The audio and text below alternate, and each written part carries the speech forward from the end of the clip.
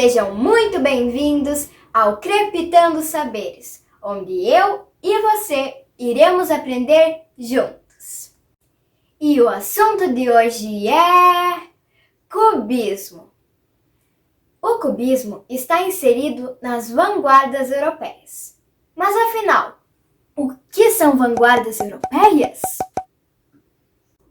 As vanguardas europeias representam um conjunto de movimentos artístico-culturais que ocorreram em vários locais da Europa a partir do século XX. As vanguardas europeias que mais se destacaram foram expressionismo, fauvismo, dadaísmo, cubismo, futurismo e surrealismo.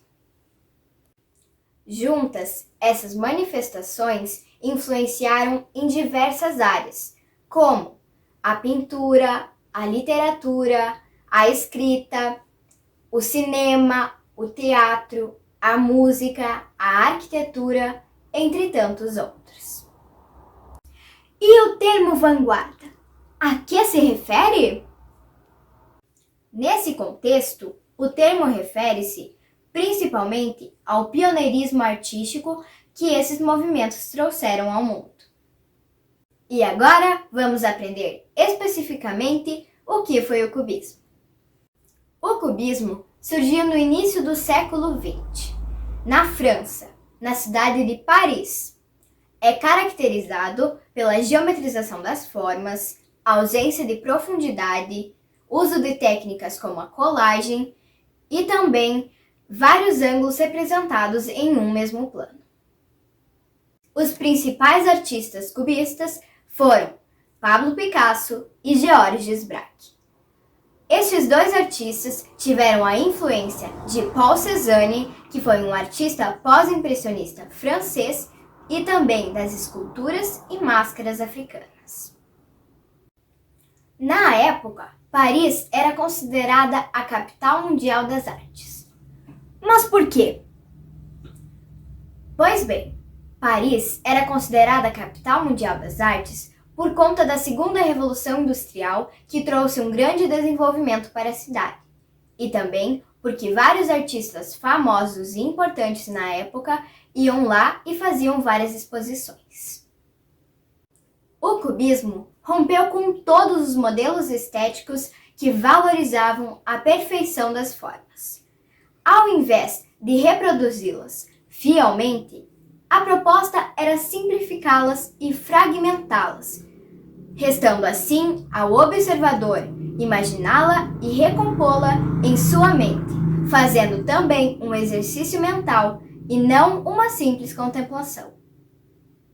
Nesta vanguarda, predominam as linhas retas, modeladas basicamente por cubos e cilindros, geometrizando formas e volumes.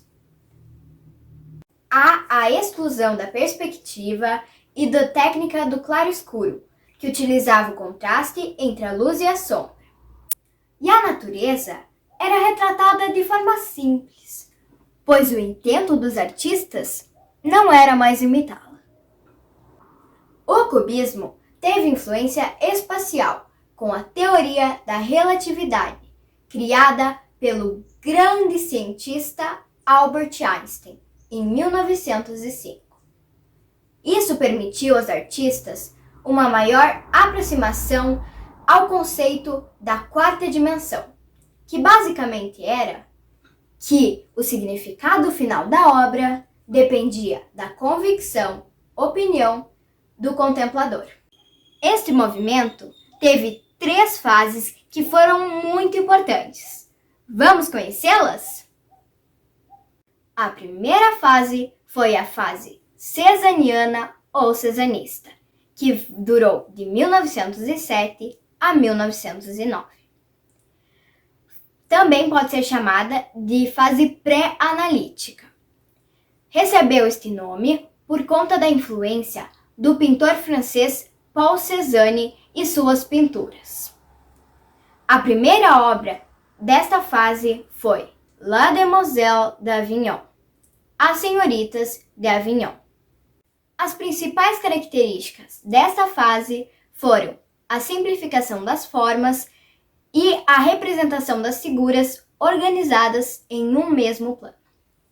A segunda fase foi a fase analítica ou hermética, que durou de 1909 a 1912. Nesta fase, eles utilizam cores mais reservadas e moderadas, como tons de cinzas, ocres, verdes, pretos e marrons. A perspectiva ocultou-se. Não existia mais diferença entre o fundo da tela e o objeto retratado, pois os artistas não queriam valorizar as cores, mas sim as formas apresentadas. Os principais artistas desta fase foram Pablo Picasso e Georges Braque. A título de informação para vocês, o primeiro quadro feito por Pablo Picasso foi O Toureiro, aos 9 anos.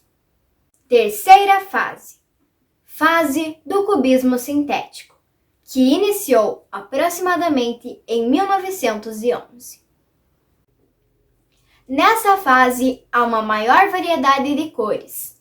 O retorno ao figurativo, já que buscou deixar as figuras mais reconhecíveis e aparentes, mas sem dar um toque realista.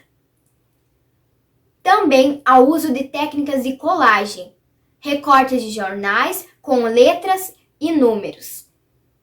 E também há a fixação de objetos reais na tela, trazendo uma maior aproximação com o sentido do tato. Os principais nomes desta fase foram Pablo Picasso e Georges Braque. Também outras pessoas que se destacaram bastante foram Juan Gris e Maria Blanchard. A primeira obra desta fase foi Nature morte à la chaise canée, Natureza morta com cadeira de palha, feita por Pablo Picasso.